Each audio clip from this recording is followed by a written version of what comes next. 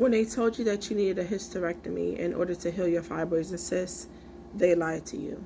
And when they told you that your endometriosis was incurable because there was nothing that they can do, they lied to you.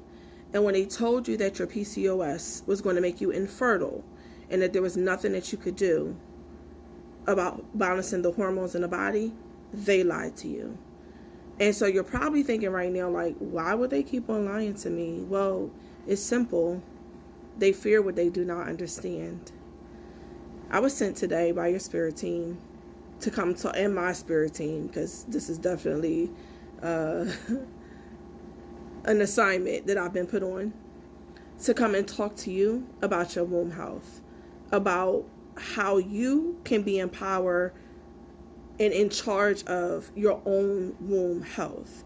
Matter of fact, your ancestors were actually people who dealt with herbs quite frequently, and some of them may even have been considered kitchen witches, but they were people who dipped and dabbed with herbs. And earlier in the week, Spirit Team came, and Most High came and was talking to the collective about how to change our current situation now, especially that this big beautiful bill has been passed, and to help the collective to learn how to take their own power back, how to heal the body and the womb and your temple, to be able to have a life that sustains for a long time outside of Western medicine. And so here I am. Before I hop into the details of what ancestors want me to tell you, I just want you to know I'm going to be going live the remainder of this week. What's today? I think it's July 8th. The remainder of this week and into the weekend, I will be going live every single night around 8 or 10 p.m. in order to teach you about your womb health and how to manage it. So if you have not already, make sure you follow me. If you don't have a chance of hysterectomy or fibroids or endometriosis or any other elements going on with your womb, pass it on to a woman who does, because 9 times out of 10, we all know somebody who's suffering. Okay, so let's hop into it.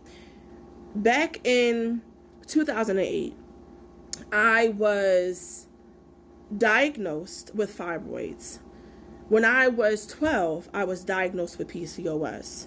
And from the time I was 12 up until 2008, I struggled with fibroids and cysts, with PCOS, with threats of being infertile, all of those things. And I went through a very difficult season of trying to learn how to heal my body.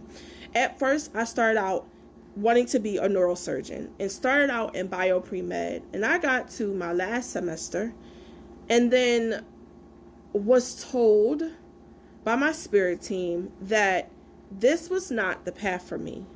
I dropped bio-pre-med, picked up naturopathy, became a naturopathic doctor, got my master herbalist licensing, and have been helping women to heal their wombs from here on out. So I'm telling you those things to let you know that I'm not new to this. I'm true to this.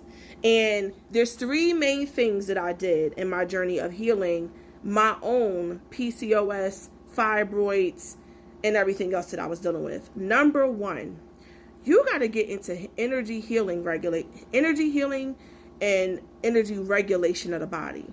Everything that you experience, beloved, is not supposed to be kept in the body as something that becomes trauma.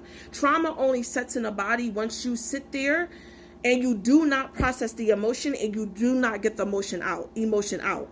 That's when it becomes trauma, when you trap it in the body. But if you're able to work on it and release it before it gets a chance to get stored in the body and stored in the muscles and even becomes muscle memory, part of your muscle memory, you are able to heal your body. So the first thing that I did was learned how to regulate nervous system in order to be able to regulate the body and temper the hormones.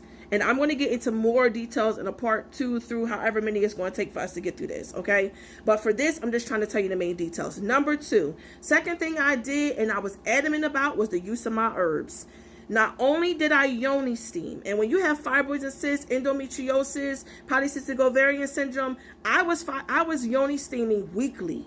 weekly, beloved. I Yoni steam weekly, and the only week that I skipped was the week that was leading up to my menstrual cycle and the week of my period. That was the only time that I did not Yoni steam. Other than that, I Yoni steam like it was my religion, like clockwork, okay? The reason why you Yoni steam is for the herbs, the medicinal properties of the herbs to be absorbed into the womb and into the skin and to go into the yoni for it to do spot on treatment.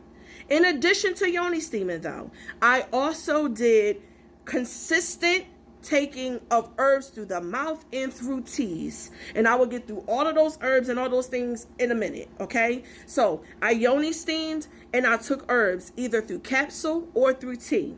When I say through the mouth, I mean as capsule, and some of them I did as teas. I also did a regular regimen every 3 months minimum of detoxing the body, because the reality is that most of the time the fibroids and cysts, the endometriosis, the polycystic ovarian syndrome, and a whole bunch of other chronic yeast infections, the things that we're suffering with as women, they come as a result of us not eating the proper foods and absorbing the proper nutrients into the body, and the body is overworked and it does not have any place to put the toxins. So detoxification of your body temple is very important. I'm doing one right now. Look at my skin. It's breaking out. It's pulling all the toxins out of my system.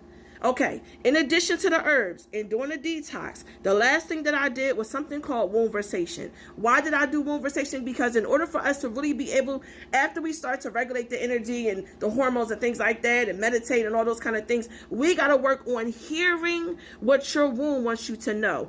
Every dis-ease, also known as disease in Western medicine, is something that starts out actually as an energetic issue in the body and then becomes a physical one, which also means that those things are stored in the womb when you go through certain traumas, and they stay in the body if you don't work through them. So that molestation that you went through, that grape that you went through, that assault that you went through, those different issues that you went through and that you have not worked on and solved, those things need to be healed, beloved. We cannot move forward and actually heal the body without addressing the things that are underlying issues. So we're going to enter into a series. I'm going to make a playlist at the top of the channel. It's going to be a playlist of all the different womb elements and the things that you can do to heal them. The yoni steamer frequencies, the herbs that you can take, the whole 9 yards. If you do not have a source for these different things that I'm talking about, you can go to the links in my bio. You'll be able to find everything. If you are already a herbalist, just simply follow what I'm telling you. You don't got to get it from me, boo. Get it from whoever. But the main point is that it's time to heal your body, because the truth of the matter is you've been praying about your money, but half of us can't get to our money because it's not because money is not around us, not because you don't have opportunity, but because your womb is too blocked. Your womb is too compacted with all the trauma and things that you have experienced throughout your life, that you are not able to manifest the things that you want in the way that you want them.